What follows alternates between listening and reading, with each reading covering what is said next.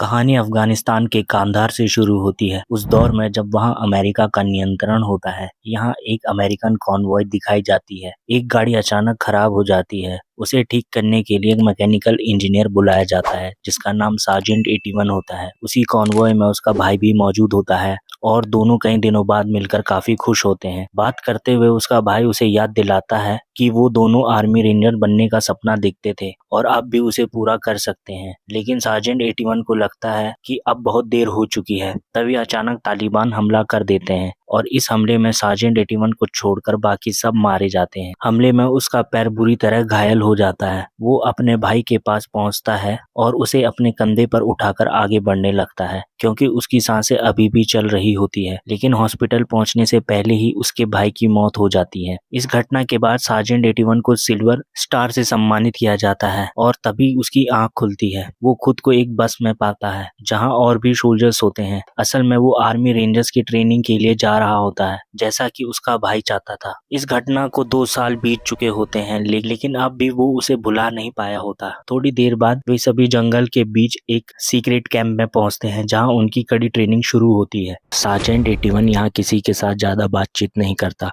वो ज्यादातर खुद में ही रहता है। इसके बावजूद वो अपनी ट्रेनिंग पूरी लगन से करता रहता है। अब उसकी नींद भी काफी कम हो चुकी होती है। उसके सीनियर चाहते हैं कि वो टीम लीडर की जिम्मेदारी संभाले लेकिन उसे इसमें कोई खास रुचि नहीं हो। ट्रेनिंग के दौरान एक पूल एक्सरसाइज करवाई जाती है जिसमें सभी को डंबल्स लेकर पानी के अंदर चलना होता है। जो सबसे ज्यादा देर तक पानी के नीचे टिकेगा वही इस टास्क को पूरा करेगा। सार्जेंट 81 जैसे ही पानी के अंदर आगे बढ़ता है उसे अचानक अपने भाई की याद आ जाती है और वो अपने भाई की याद में इतना डूब जाता है कि वो पानी में ही डूब जाता है। उसकी सांसें रुकने लगती है और वो बेहोश हो जाता है।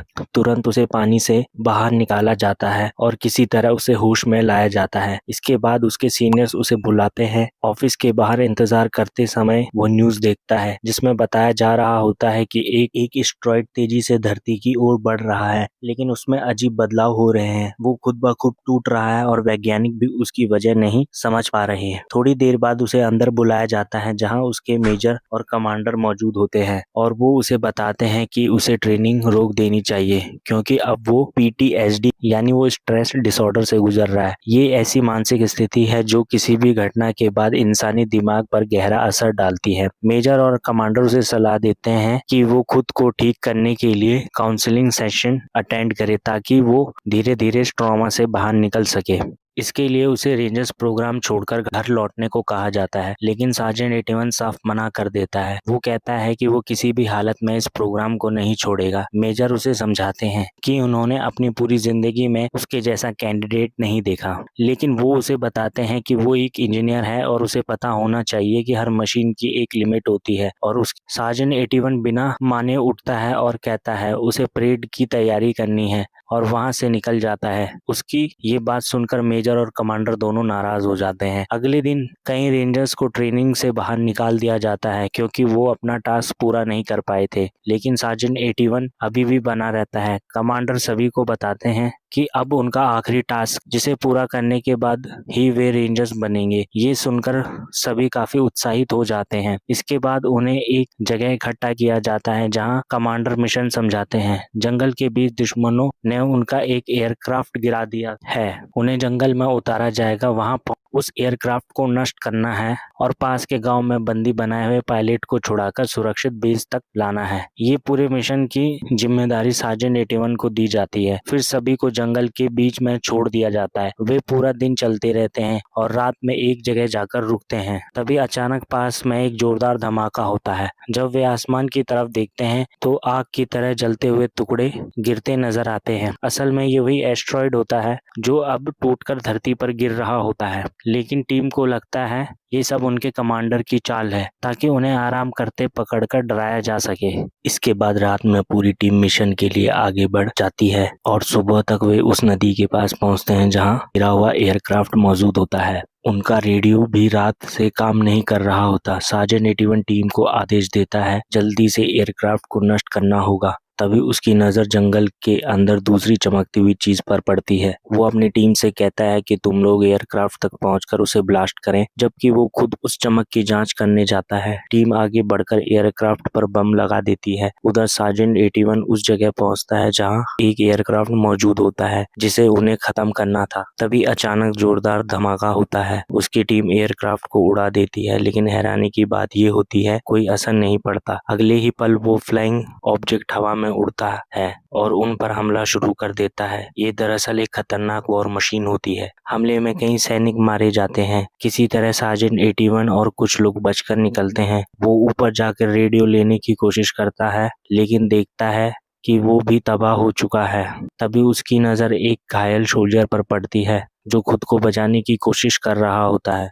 अचानक वो वॉर मशीन उनके सामने आ जाती है जो अब जमीन पर चल रही होती है। वो किसी रोबोट की तरह उसे स्कैन करती है और पल भर में खत्म कर देती है। और ये सब देखकर सार्जेंट 81 वापस अपने साथियों के पास जाता है और उन्हें बताता है कि अब ये उड़ने वाली मशीन जमीन पर चलने लगी है। वो असल में एक खतरनाक वॉर मशीन होती है जो इंसानों को ढूंढकर खत्म कर रही होती है। सार्जेंट 81 तुरंत अपनी टीम को आदेश देता है कि सब लोग चट्टान से नीचे उतरें, हथियार छोड़ें और रस्सियों की मदद से नीचे जाएं। दरअसल उनके हथियार में खास अडेप्टर लगे होते हैं जिससे वे फायर नहीं कर सकते, क्योंकि ये मिशन असली नहीं बल्कि एक ट्रेनिंग का टास्क होता है। सभी नीचे उतरना शुरू करते हैं, लेकिन ऊपर मौजूद आखिर सोल्जर को वॉर मशीन स्कैन करके मार देती है। इस दौरान स्टाफ नंबर 7 भी गिर जाता है और उसका पैर बुरी तरह जख्मी हो जाता है। ऊपर खड़ी मशीन अब उसे ढूंढने लगती है और जैसे ही 7 का घायल पैर उसकी रेंज में आती, टीम किसी तरह वहां से भागकर उसकी पहुंच से बाहर निकलती है।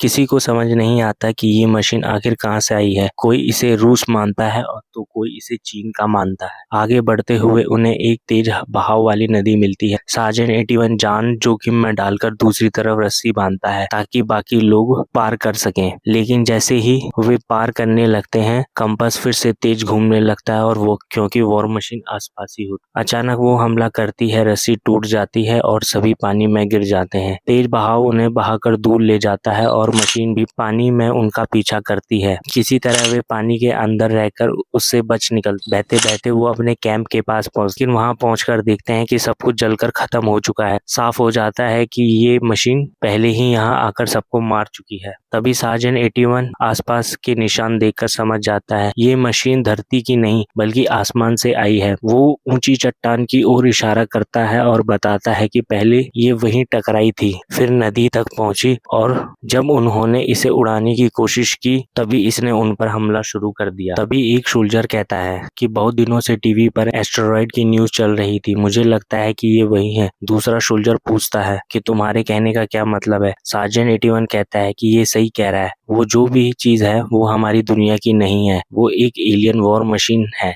हमें जल्द से जल्द यहाँ से दूर बेस तक पहुंचना होगा ताकि हम सभी को इन्फॉर्म कर सकें। यहाँ पर एक एपीसी ट्रक होता है जिसके अंदर हम सुरक्षित तरीके से यहाँ से जा सकते हैं, क्योंकि इसके ऊपर गोलियों या बम का ज्यादा असर नहीं होता। और अब ये एपीसी को तैयार करते हैं, जिसके बाद उन्हें पता चलता है कि वो एलियन वॉर मशीन इनके आसपास ही है, क्योंकि कंपास बहुत तेजी से घूम रहा होता है। ये सब के सब एपीसी के अंदर आ जाते हैं और इनका साथी गोली लेने के लिए जाता है और जब वो गोलियों के बॉक्सेस ला रहा होता है वहां पर एलियन वॉर मशीन आ जाती है जो उस सोल्जर को स्कैन करके उस पर हमला करके उसे मार देती है। पर मरने से पहले वो गोलियों के बॉक्सेस को सार्जेंट 81 की तरफ फेंकता है, जिन्हें वो पकड़कर एपीसी के अंदर आ जाते हैं और अब सब के सब उस गाड़ी से यहाँ से भागना शुरू कर देते हैं। पर अब भी वॉर मशीन उनके पीछे है जो इनकी एपीसी के सामने बहुत सारे बॉम्ब को बरसाती है, पर किसी तरह से ये उनसे बचकर आगे निकलने में कामयाब हो जाते हैं और अब ये भी वॉर मशीन के ऊपर हमला करते हैं। पर वो इतनी ज्यादा एडवांस होती है कि इनके हमलों का उस पर कोई असर नहीं होता, जिसके बाद वॉर मशीन उनके ऊपर लेजर से हमला करती है। और अब सार्जेंट 81 देखता है कि उनके सामने एक चट्टान है, वो चट्टान पर हमला करता है जिससे चट्टान के पत्थर नीचे गिरते हैं और वॉर मशीन का रास्ता बंद हो जाता है। वो अपने साथी से कहते हैं कि एपीसी को रोको, पर अब उसकी मृत्यु हो चुकी है। सार्जेंट 81 देखता है कि उसके लगभग सभी साथी मारे जा चुके हैं और अब दूर से उसे एलियन वॉर मशीन मशीन दिखती है जो कि अपने साथियों से दूसरी दुनिया से कनेक्ट कर रहा है। सार्जेंट 81 देखता है कि इनका साथी नंबर 7 जो पहले से ही जख्मी था वो अब भी जिंदा है। उसे देखकर उसे काफी खुशी होती है, जिसके बाद वो उसे लेकर वहां से आगे बढ़ जाता है। रात को दोनों एक जगह जाकर आराम करते हैं। नंबर 7 सार्जेंट 81 को बताता है कि आर्मी में मैं तुम्हारे भाई के साथ था, वो हमेशा से रेंजर बनना चाहता था, उसके हाथ पर भी वैसा टैटू है जैसे तुम्हारे हाथ पर है, पर एक दिन मुझे पता चला कि वो इस दुनिया में नहीं रहा।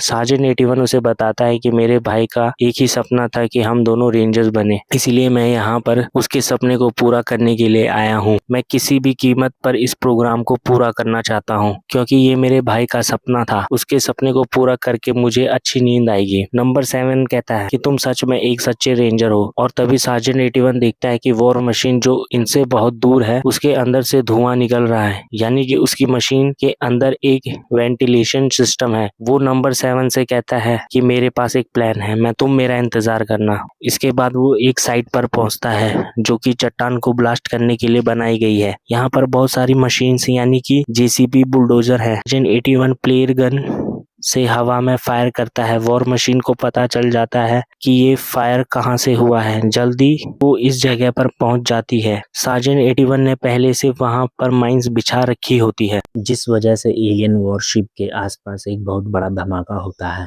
और तभी सार्जेंट 81 जेसीबी लेकर वहां पहुंच जाता है। वॉर मशीन को धकेलता हुआ चट्टान के पास ले जाता है जहां पर चट्टानों का क्रश करने वाली मशीन होती है। उसका एक पैनल ऊपर होता है। वॉर मशीन गर्म हो चुकी है, इसीलिए उसे अपने अंदर की हीट को बाहर निकालने के लिए वेंटिलेशन सिस्टम को खोलना पड़ता है। सार्जेंट 81 को इसी पल का इंतजार था। वो बटन को ऑन कर देता है जिससे क्रेशर के ऊपर के जितने भी छोटे छोटे पत्थर होते हैं वो वॉर मशीन के ऊपर गिरना शुरू हो जाते। वेंटिलेशन खुलने की वजह से वो सारे के सारे पत्थर वॉर मशीन के अंदर चले जाते हैं। साथ ही सार्जेंट 81 लगातार उसे पीछे की तरह धकेल रहा होता है क्योंकि वॉर मशीन उस जगह से हटना चाहती है।